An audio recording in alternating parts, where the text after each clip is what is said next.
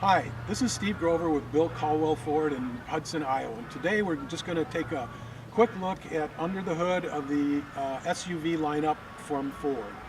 Starting with the Escape, which is this on the smaller end, the Edge, which is the middle mid-size, and then the Explorer, which is the larger of this particular lineup for SUVs for Ford. We'll start with the Escape, and on all three of these vehicles, generally speaking, the release for the hood is by the left leg of the driver in the driver's compartment. So it's right in that general area. And then they each have a little bit of a different latching system.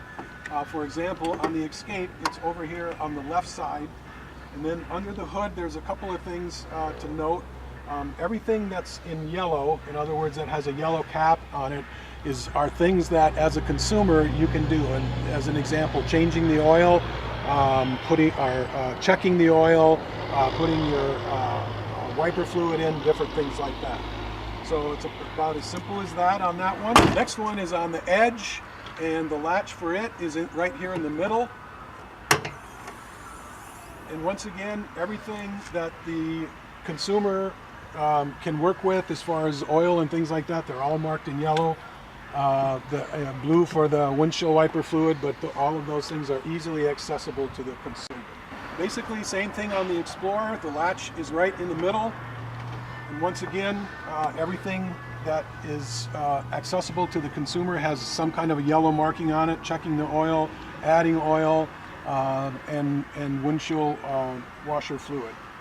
Battery as well. And what we do is we recommend that if you want to do those things, certainly feel free to do that. But anything other than that, we recommend that you go to our certified technicians for anything above and beyond those things that you would work on.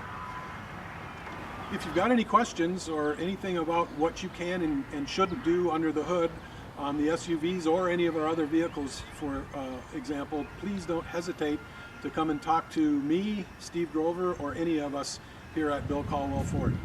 Thanks for your time.